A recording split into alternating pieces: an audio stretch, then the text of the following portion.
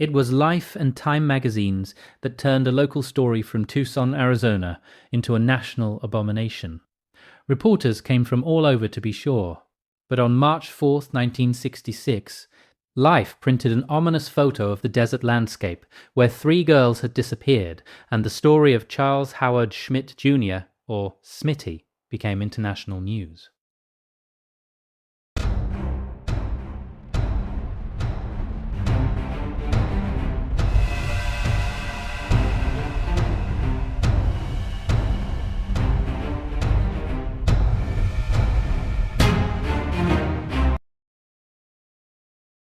He had been arrested 4 months earlier, on November 11, just after marrying a 15-year-old girl whom he'd met on a blind date. The article was published even before the juries in 2 separate trials had decided his fate. Dubbed the Pied Piper of Tucson for his ability to get girls to fall for him, he stood 5 feet 4 inches tall, but added 3 more inches by padding his stack-heeled cowboy boots with rags and tin cans. He also dyed his reddish-brown hair black, used pancake makeup, whitened his lips, and applied a fake mole to his left cheek. A beauty mark. Arrogant and narcissistic, he came from a wealthy family, so he used the niceties he could buy to impress young high school girls. He adopted the droopy-eyed look associated with Elvis, his idol, and acquired a rock musician's mystique. His tiny house on his parents' property was the scene of many parties. Tucson society was not merely shaken by the murders of 3 of their young women, but by what the details of those murders revealed about its adolescent population. Sex clubs, drinking parties, blackmail, cover-ups for murder, and even connections with the crime underworld. Parents suddenly became more strict, more aware now that their kids weren't safe, and maybe weren't even behaving properly. When kids looked to someone like Charles Schmid for answers, there was something terribly wrong. Smitty hung around the high school, luring girls into his cars. They hung out on Speedway, a main drag, and they were easy prey for a predator, even one who stumbled around in his ridiculous boots. He became something of a folk hero to kids who didn't quite fit in, because he was older and he knew things. He was strange, but he livened things up in a desert town full of retired people where nothing much was happening. Smitty made things interesting. Even so, it was difficult to figure out just what it was that inspired kids to follow his lead. Many girls went out with him, and 3 never returned. There are a lot of places to bury a body in the desert. Born to an unwed mother on July 8, 1942, the baby boy to be known as Charles Jr. was adopted by Charles and Catherine Schmid, proprietors of a Hillcrest nursing home in Tucson, Arizona. Charles spent his childhood around Hillcrest and developed into something of a trickster. He was curious, bright, imaginative, courteous, and indifferent to others' expectations of him. He took a lot of chances and lived dangerously, without much interference from his parents. Charles soon grew to hate his foster father, and they got into frequent arguments. At school, he raced through assignments so he could be the first one done. He had little regard for learning. His one fear was to be left alone, so he did things to make people notice him. In high school, he excelled in gymnastics, but most of his grades were just above failing. He seemed unable to focus his intelligence to achieve within the educational structure. In 1960, he led the school to the state gymnastics championship and then gave up in his senior year. He claimed to have had hallucinogenic or psychic power, seeing things in his mind before they occurred. For example, he could see himself winning, and that helped him to achieve things in a shorter amount of time than his peers. I'd shut my eyes and everything would seem logical, so I'd do it. Just before graduating, Charles stole some tools from the machine shop, so he was suspended. He could have been readmitted, but he never bothered. I quit out of boredom, he said. By the time he was 16, he was living in his own quarters on his parents' property and received an allowance of $300 a month. His foster parents left him to run on his own with a new car and a motorcycle. He spent much of his time on Speedway, picking up girls and drinking with buddies, although he tended to be a loner. His nickname was Smitty, and he had a way about him that made kids feel that life could be exciting. Although he was odd, the girls seemed to go for him, and he never had much trouble getting a date. He was using makeup to darken his skin, and the chapstick he applied was so thick it made his lips appear white. One friend noticed that the tiny mole he darkened on his cheek seemed to get larger and larger over time. To finish the image, Smitty chewed on a toothpick, working it around in his mouth as he spoke, and sometimes he put a clothespin on his lower lip, presumably to give it a deeper droop. Smitty would just tell the dubious parents of any girl in whom he was interested that he dyed his hair and wore makeup because he was in a rock band. He'd act the part of the gentleman quite convincingly, and they were often impressed by his courteous manner. The oddest thing was his boots. He'd had them special made, according to his own design. They were black and laced all the way up the back, with a tall cowboy heel and pointed toes. He would stuff them to make himself taller, although he didn't mind exploiting his bantam height to convince girls he'd once been crippled. That often made them pliable and easy. His best friend was Paul Graff, who was sent to the reformatory at Fort Grant Industrial School for a hold-up that resulted in a man's death. Paul eventually moved in with Smitty. During that time, Smitty was involved with several girls, one of whom was married, taking singing lessons and practicing the guitar. Another Fort Grant graduate who Smitty befriended was Richie Bruns. He'd been arrested for breaking probation, and once out on his own, spent his time drinking and indulging in petty thefts, which landed him for another stint at Fort Grant. Smitty met Richie through Paul, and the three of them hung out together. When Smitty was 21, he found out he was adopted, and his foster mother gave him the name of his real mother. When he located her, according to his account, she told him, "I didn't want you when you were born, or even before you were born, and I don't want you now. Get out." She then slammed the door in his face. This treatment seemed to affect him, but he kept his feelings mostly to himself. At least that's what he conveyed to Richie.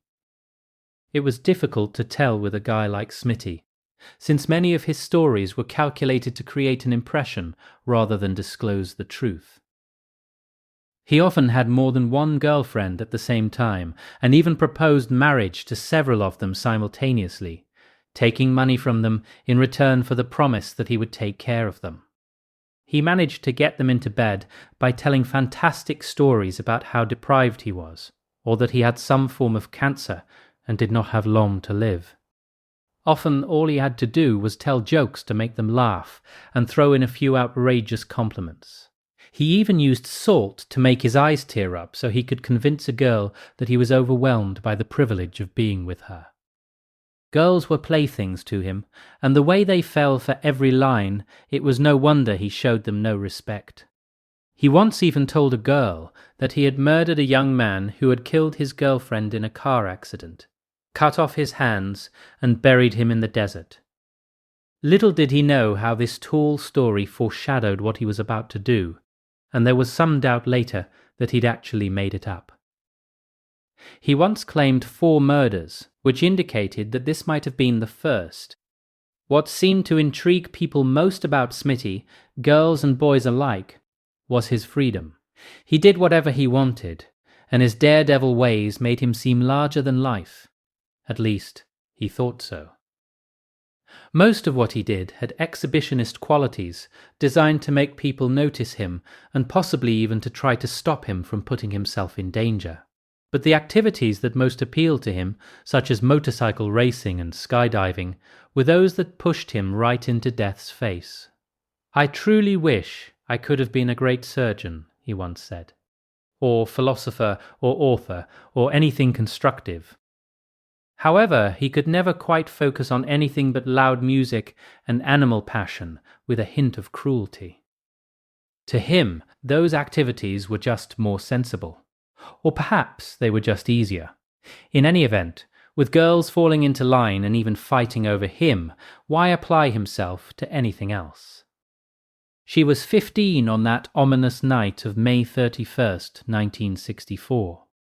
Alene was only a sophomore at Palo Verde, and she unfortunately befriended frumpy 19-year-old Mary French, a friend and lover of Charles Schmidt. Alene's mother, freshly divorced, moved her children to Tucson the year before. One of Alene's favorite things to do was walk in the desert, gathering unusual stones. She liked the hot sun because it made her feel alive. Her hope was to become an oceanographer, and with her above-average grades, she had a shot. Blonde and blue-eyed, Alene attracted Schmid's attention. One afternoon, he told Mary French to persuade Alene to go out with his friend, John Saunders. Alene turned down the invitation, but Schmid was not to be refused. He called Mary half a dozen times that day to get her to talk Alene into the date. Each time, Alene said that she could not go. She had an exam the next morning at school. Schmid arrived that evening at Mary's house with Saunders at his side. Earlier, he'd been talking about killing someone, specifically a girl. He just wanted to find out what it would be like to snuff out a life and to see if he could get away with it, as he seemed to do with everything else. He made up a list of potential candidates, and Alene Rowe was one of them. His plan was to lure her into a desolate place, hit her with a rock, and bury her in the desert. Rather than try to dissuade him, Mary simply complained that she tried and failed to get Alene to come. Schmid instructed her to then find someone else. He was restless. He wanted to kill someone, now. That very night. She tried but found no one, so she went to where Alene was visiting a friend and talked with her once again. Finally, Alene relented, but said she would have to wait until her mother went to work that night. When Mary reported her success, John and Smitty got a shovel and put it into the trunk of the car. They drove around until they knew that Alene's mother was gone, and Mary went over to tap on her bedroom window. She came out barefoot, with curlers in her hair, wearing a bathing suit and a yellow checked shift, and carrying her shoes. Mary sat with Smitty in front, while Alene climbed in next to John in the back. They drove out to the desert, out by Golf Links Road, where Smitty liked to drink and make out. They walked for a while into the desert, and then found a wash where they could sit and talk. At some point, Smitty asked Mary to go back to the car and get a radio. He went with her, and soon they heard Alene scream. Smitty told Mary to get into the car while he ran back down to the wash. John was struggling there with Alene, and Smitty told him to put his hand over her mouth. Smitty bound her arms behind her back with a guitar cord, while Alene begged to be told why they were doing this to her. "Mary wants us to do this," Smitty told her. "She hates you." Alene continued to resist, so Smitty led her further into the wash. He instructed John to take her bathing suit off, but John had trouble getting it over her arms, since they were tied. Smitty untied her, put her shift on the ground and told her to lie on it. She obeyed, and Smitty then told John to go ahead, but she was crying so much that he couldn't kiss her. Smitty told John to take a walk. Then Smitty called for him, and he returned to find Alene putting her bathing suit back on. She walked away, further into the wash. The two young men followed her. Smitty picked up a rock with a pointed edge and handed it to John. He gave it back, unable to go through with the plan. Smitty insisted that he return to the car and get Mary, but Mary refused to go anywhere, so John went back to find Smitty. When he returned, he saw Alene lying on her back on the ground, her face and head covered in blood. Smitty's hands were bloody as well, and blood covered the front of his shirt. He wanted to know where Mary was, and when John told him, he went to the car and told her, "We killed her." He also added, "I love you very much." Mary recalled later that he seemed to be very excited. Then he got the shovel, told Mary that John was the one who had struck Alleen with the rock, and got her to accompany him back to the murder site. She saw Alleen and could not detect any signs that the girl was still alive. Smitty gave John the shovel and used his hands to start digging a grave. Mary joined in. Smitty then took Alleen's hands and instructed Mary to lift her by the feet while they lowered her into the shallow pit they had opened. They dumped her dress into the grave, covered the body with sand, and tossed sand over the hair curlers. Smitty then took off his shirt and buried it in the sand, along with the shovel. After they felt they secured the scene and covered all the evidence, they went back to the car to wipe it clean of prints. They invented a story that Alleen agreed to go out with John that evening, but when they drove by to pick her up, she was not home. Then they dropped Mary off and went their way. The next day, Norma Rowe, Alleen's mother, made every effort to locate her and finally contacted the police. She worked as a night nurse, she said, and when she left, Alleen was in her bed. The next morning, she was gone, without taking her purse or any clothing except the bathing suit she was wearing, and a yellow shift. Norma told them about a sex club at the high school that her daughter described to her, in which young people were involved with drugs, perversions, and organized prostitution. The officer in charge said that this was one of the most far-fetched tales he'd ever heard, and did not take it seriously. An investigation failed to disclose any sign of such activities. Mary French was questioned, along with Smitty and John. Smitty took the other two out and made them repeat the story they concocted, to be sure that no one gave them away by some slip-up.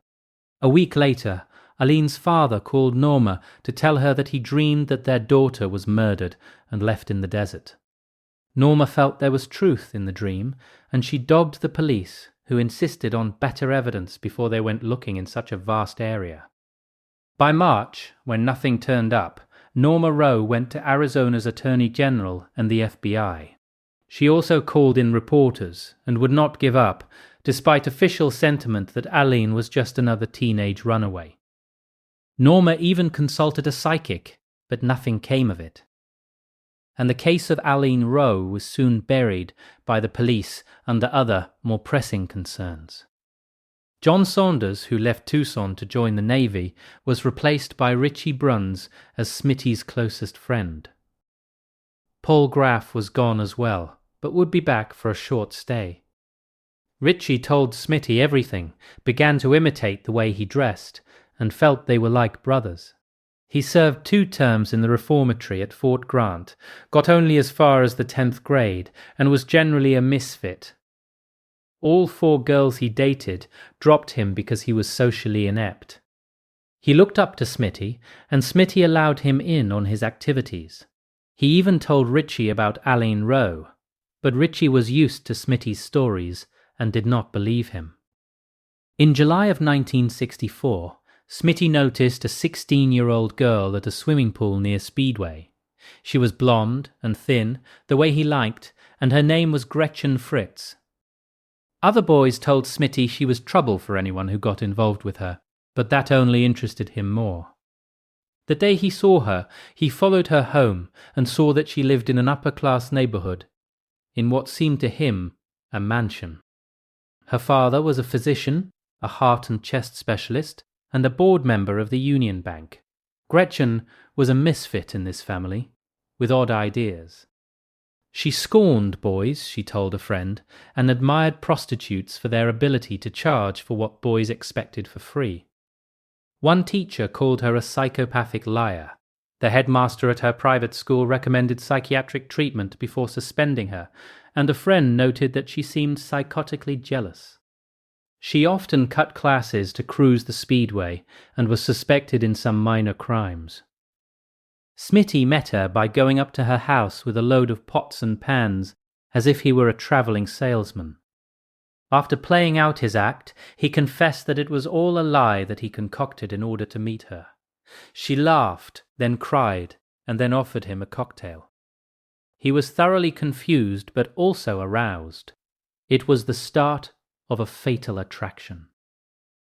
As they got to know each other, Gretchen told Smitty that she was pregnant, her family did not love her, and her brother-in-law was involved in the mafia. After they had sex, Gretchen assumed Smitty would leave her, but he told her he loved her. They started hanging out together as a couple, although Smitty also gave Mary French and another girl, Darlene Kirk, cheap engagement rings. He'd made each a false promise of marriage, although he really just wanted them to work and put their money in a bank account for his use. Darlene eventually gave the ring back, but she attracted Richie's devoted attention. Gretchen and Smitty often quarreled about other girls he was seeing, and she did not get along with Richie, so after some time he decided to break it off with her. He tried several times, and failed. Richie asked him why he was letting this girl get to him, when no one ever got to him before. Smitty admitted that she was in on the same secret that Richie was, the murder of Alleen Rowe. She also stole his diary, which contained a description of killing a 16-year-old boy and burying him in the desert. She was holding this over his head, and it was beginning to annoy him. He pondered out loud ways of hurting her, one of which was to get Richie to throw acid in her face. He reneged on that plan when he surmised that he might not be attracted to her any longer. However, Gretchen heard about one of Smitty's engagements, which made her furious. He knew he had to do something about it. When Gretchen went on vacation with her parents, the heat was off, and Smitty threw a series of wild parties. Then Gretchen showed up, yelling at him, and Mary French came over and demanded he marry her and be a proper father to the baby she was going to have. Then Gretchen too claimed to be pregnant and wanted to know what Smitty planned to do about it. They argued, but later she insisted they run away together and elope. Smitty was not keen on that, so Gretchen took off, yelling back, "Smitty, you rat!" That evening, August 16th, 1965, Gretchen left the house at 7:30 with her 13-year-old sister, Wendy, to go see Elvis Presley in Tickle Me. They didn't come home. Dr. Fritz hired a private detective, William Hellig, who turned up Gretchen's red and white Pontiac LeMas, parked behind the Flamingo Hotel, near Speedway. There were traces of gravel and mud on the floor of the back and front seats, and 60 extra miles showed on the speedometer, although it had been disconnected. Gretchen's purse was in it, with $20 ticket stubs from the movie, her keys, and Smitty's business card from a failed upholstery business he started. However, no one had seen the car being parked, and Hellig found no other leads. Gretchen and Wendy were seen at the movie at the Cactus Drive-In, and a friend told Gretchen that Smitty was throwing a party. The police received a report of 2 girls who fit the description of the missing sisters hitchhiking on the road to Nogales. They were picked up by a car heading toward Mexico, and in Mexico several people swore the girls boarded a bus bound for Hermosillo. A search into the heart of Mexico through several tourist towns where 2 girls reportedly were spotted failed to turn up anything solid. Finally, the police gave up and listed them as runaways. Richie Bruns believed that was the most likely scenario until Smitty later told him the truth about the Fritz sisters. Both Richie and Smitty were questioned relentlessly by William Hellig. He believed that Schmid knew more than he was telling, and it seemed that he did. Initially, Smitty told Richie that the girls drove off in Gretchen's car to run away. Richie saw the car drive by his house around midnight on the night they disappeared. He'd given it no more thought, glad to have Gretchen gone, until he dropped over to Smitty's one day. Smitty calmly mentioned that he supposed that Richie knew what happened to Gretchen. Richie said, no, he didn't. So Smitty admitted that he killed both girls himself, right there in his house where they were sitting. This was not the first time that Richie heard such a thing from his buddy. Smitty once talked about killing Alene Rowe with John Saunders. Richie didn't really believe that story, since he was used to the two of them making up tales to outdo each other's badness. But Smitty was serious. He strangled them both and put their bodies in the trunk of the car and left them out in an obvious place, because he just didn't care any longer. But he did add, each time it gets easier. It's likely that those murders, too, would have gone undiscovered if it wasn't for an incident that shook Richie up, which led to the further unhinging of his mind and an increased paranoia about Schmidt's psychopathy. One day, a group of men known as the Tucson Mafia paid a visit. They put pressure on Smitty and Richie to tell them about the missing girls. Since Smitty told the detective that he thought Gretchen ran away to San Diego, they were prepared to take him there to search. They advised him to be ready. They picked him up and took him to meet a man he called Charles Batts Battaglia. They then insisted on questioning Richie, who was afraid they found the bodies. He too was taken to meet a group of men and then dropped back off to think about what was said. Richie said they should call Paul Graff, who advised Smitty to call the FBI, which he did, oddly enough. When he failed to get through to someone to whom he could speak, he suggested they go bury the bodies to make sure no one found them. Richie still did not take him seriously, but accompanied him to a former drinking spot. Smitty got out, grabbed a shovel, and walked around. Then he called Richie over. By that time, Richie knew from the smell that there was indeed a body out there. He went to where Smitty was kneeling over a black form lying out in the open, and was told that this was Gretchen. She was badly decomposed, and her legs were tied together with a rag. Wendy was not far away, but all Richie could make out was a black mound with part of a leg and foot sticking up out of the sand. Richie reluctantly dug a shallow hole while Smitty dragged Gretchen's body further down the wash. They buried it, but left Wendy's corpse where it lay. Then Smitty told Richie to wipe off Gretchen's shoe to clean it of prints, so Richie did that. He then removed the shoe from Wendy's leg and threw it into the desert. Smitty told him he was in it now as deeply as Smitty was. The next day they discovered that the FBI visited Smitty's parents and left. Then the Mafia took him to San Diego, where he attempted without success to contact a boy that Gretchen mentioned meeting. He showed photos of Gretchen around the beach, playing out the facade, but was arrested for impersonating an FBI agent. His mother rescued him, and he went home.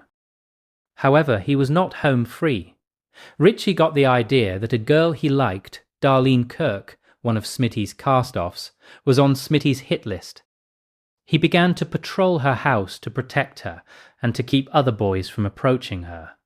When the screen door was cut, her father suspected him, but he suspected Smitty. He hung out at all hours, even hiding in trash cans until people began to be afraid of him. Darlene's father tried to run him off with an air rifle, but he told the man to go ahead and shoot. It would end his suffering. Around this time, Smitty went out with a 15-year-old girl named Diane Lynch, who weighed all of 87 pounds. Smitty took one look at her and decided she was just my size. For her part, Diane fell in love. On their first date, Smitty asked her to marry him, and she said, "Okay." He took to wearing a plaster patch on his nose, claiming he'd broken it. He was still wearing it, along with his makeup and fake mole, when he married Diane in Nogales on October 24th, 1965. Richie couldn't believe that Smitty just forgot all about the dead girls. His own guilt manifested in an increasingly bizarre mania to watch over Darlene. When he made some threats, he was arrested and sentenced to leave town for 3 months in the hope that he would get over his infatuation. He went to live with his grandmother in Ohio, where he quickly broke down and confessed everything. The Tucson police flew him back to show them the location of the bodies. He told them about John Saunders and Mary French as well. They found the skeletal remains of the Fritz sisters, bits of clothing, a shoe, and wisps of hair. It was time now to confront the killer. Smitty was working in the front yard of his house on November 10 when the cops came up to arrest him. He thought at first that the men in the car that was slowly circling his block were the mafia. He went inside and they came in after him. As they took him out his front door, he called to his young wife to get his mother. Catherine Schmidt would take care of this. One officer returned to the house to search it, but Smitty's mother blocked him and demanded a warrant. Then she called a lawyer. Back at the police station, Smitty heard the tapes of Richie spilling the beans. They brought Richie into the room in the hope that having him confront Smitty would get a confession. The two young men glared at each other, and Smitty said, "I know why you're doing this." Nevertheless, Smitty protested his innocence and said he would prove it at the trial. They booked him for 2 murders. At the booking, they asked him to remove his boots. He was reluctant to do so, and when he did, he was several inches shorter. Photographers from the press crowded in, and he sat down, refusing to stand for them. The contents of the boots filled 2 shoeboxes with folded-up rags, flattened beer cans covered with more rags, and pieces of cardboard. Smitty was held without bail until the hearing, set for December 13. The police got a warrant to search Smitty's house, looking for a guitar without a string, which they did not find. Then one officer flew to Connecticut to pick up John Saunders, and another went to Texas to get Mary French. After she was told that Smitty had married, she gave a detailed statement. Saunders too confessed, but maintained that Schmid had done the actual killing. When taken to the murder location, he was unable to locate the grave. Likewise, Mary could not help, although the search turned up 2 rusty hair curlers. Norma Rowe identified them as belonging to her daughter. An intensive search was begun, including a crew of high school students. The area was dug up every which way, but to no avail.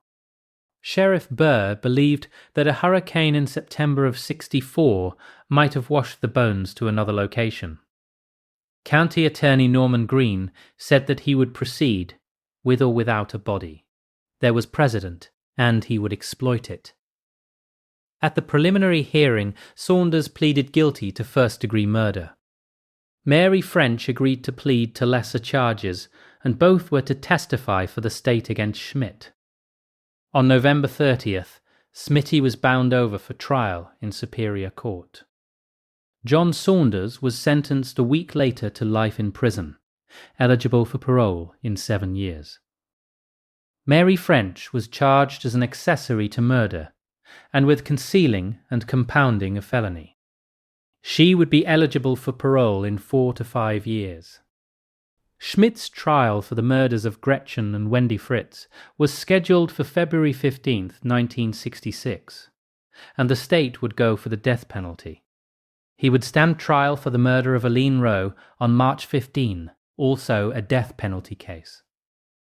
Smitty arrived at the Pima County Courthouse on Tuesday, February 15, 1966, wearing a herringbone jacket and tan trousers. He actually looked fairly clean-cut, and some of the people who saw him remarked how small he was. William Tinney represented him.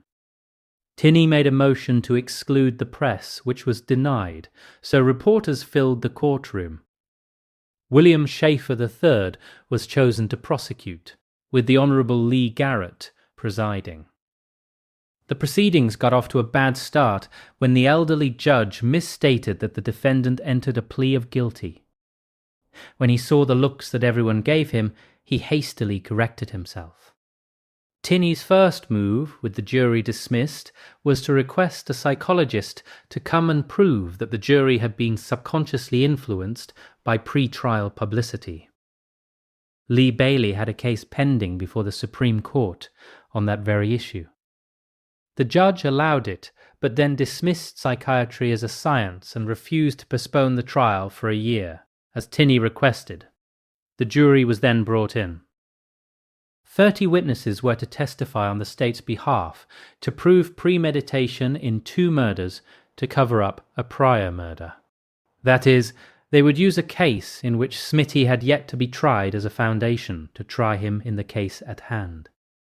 Schaefer then outlined what he believed happened, pretty much the way Ritchie related it to him. Tinney turned it around by pointing the finger at Ritchie as the one with the motive and the one who did the bloody deed, then blamed it on his best friend to get himself off the hook. Nancy Fritz identified her daughter's articles of clothing found in the desert, and then described Gretchen's relationship with Smitty as courteousness. She added that Gretchen disliked Ritchie. Detectives testified that they found a guitar cord in the desert near the jawbone of one skull, but there was no police photograph to support it. The corpse was too mummified to determine cause of death.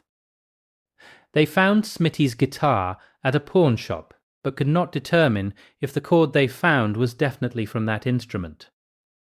A girl who knew Smitty, Irma Jean Holt, testified that she once asked him why he jumped whenever Gretchen wanted something, and he told her that Gretchen took his diary, which contained information about a boy he killed in the desert, for involving one of his former girlfriends in a fatal car accident. He also told Irma Jean that he hated Gretchen. When John Saunders came to the stand, he pleaded the Fifth Amendment to every question, which Tinney claimed was prejudicial in front of the jury. Saunders was removed. Mary French was next. Tinney objected to her presence, since she could only testify about a crime for which there was no body, but he was overruled. She gave an account of the murder of Alene Rowe. Tinney brought out that Mary was jealous of Gretchen and angry at Smitty. Paul Graff, who was brought from New Orleans as a hostile witness, said that he lived with Smitty for a while, and Smitty told him about killing a girl in the desert in the company of Mary French and John Saunders. Paul was invited to go see the grave, but he declined. Tinney got him to describe the bad blood between Ritchie and Gretchen. He said he never heard any talk of a diary.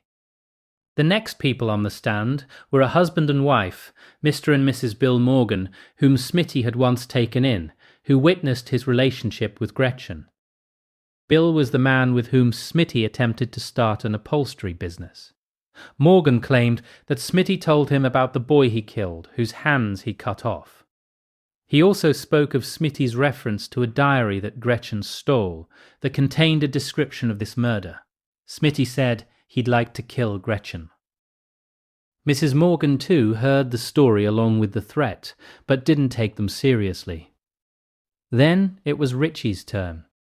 He spoke evenly and looked without hesitation at his former best friend as he described the events that he remembered. Tinney was unable to shake his story, but managed to get him to admit his ill feelings toward Gretchen. Then a girl named Gloria Andrews admitted that she was at Smitty's house on the night when Gretchen went missing. Smitty took a phone call from Gretchen and then said, "I'm gonna get that bitch if it's the last thing I do." He left with Paul Graff, carrying an old black briefcase, and returned around 1 o'clock in the morning. Gloria overheard Smitty tell Paul to keep quiet, and Paul said he wasn't in it and wasn't going to get in it. Smitty came in all dusty and unkempt, and Paul left, taking 2 large butcher knives with him. The next day, Smitty called Gloria to tell her that Gretchen was missing, and now he could go out with anyone he wanted. Essentially, she contradicted the story Ritchie heard from Smitty that he killed the Fritz sisters there in his living room. The prosecution rested, and Tinney moved for a mistrial on the basis that no evidence had been produced. But the judge said that the evidence was not weak from a legal standpoint. Tinney called witnesses who testified to the hostility between Ritchie and Gretchen. Several of them said that Paul Graff was not present at the party on August 16th, cancelling the testimony of Gloria Andrews. Several of them admitted they made plans to kill Ritchie for turning Smitty in. When Smitty's father took the stand, he virtually demolished the alibi set up by the defense that Smitty was with his parents or some other couple on the night of the murder. Charles Schmid Sr. said that he was definitely at his own house and was having a party. His wife, Catherine, however, said that Charlie came over and watched television with them for a while. She also said that all of Charlie's guitar chords were grey, while the one found in the desert was black. After a few more witnesses, one of whom denied that Ritchie was with him all evening on August 16th, as Ritchie had claimed, both sides rested. Just over 2 hours after the jury filed out, they had a verdict: guilty. The penalty? Death. Yet Smitty still had another trial to face. His lawyer was interested in what might happen with Lee Bailey's Supreme Court appeal, filed in the case of Dr. Sam Shepard, based on pre-trial publicity. The issue had yet to be decided, but on that basis, he wanted to get the Alene Rowe trial postponed, and Judge Mary Ann Ritchie granted it. The trial was rescheduled for October 4th, 1966. However, Smitty was sentenced to be executed on June 17 by lethal injection. He demanded to be able to testify under sodium pentothal, but the court had no power to grant it. They postponed his execution date, pending appeal. Smitty contacted another lawyer, Percy Foreman, who could not take the case, but who criticized Tinney for not using psychiatric testimony. After hearing an interview by Smitty on a radio station, he contacted F. Lee Bailey to see if he might be interested. He figured he could crack this case open the way he had with the Shepard case. There appeared to be just as much publicity involved. He recommended that Smitty take a lie detector test with a qualified expert. He also met with Tinney and asked why there was no psychiatric testimony. Tinney reportedly said there had been psychiatric examinations and the results would scare the pants off any lawyer. Bailey then left town, seeing no reason to become involved. Then he said he'd do it, but only with Tinney as co-counsel, and only if funds could be raised to pay him. They managed to raise $36. Then Diane Schmidt sued for divorce on the advice of her mother. In June, Bailey accepted a retainer from Schmidt's parents and entered the case. Shortly thereafter, the U.S. Supreme Court ruled on the Sam Shepard case, saying that he did not receive a fair trial due to all the prejudicial publicity. It was a major victory for Bailey, and he entered Schmidt's trial with confidence.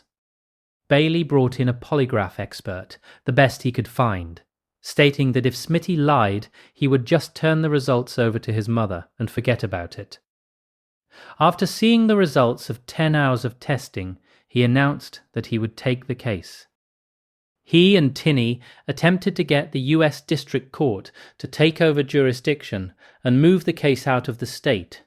They managed only to postpone the Rowe trial until April 3, 1967, then continued it to May 10. Bailey flew in on May 9, prepared to defend Schmidt on the basis of the absence of a body, implying there was no murder.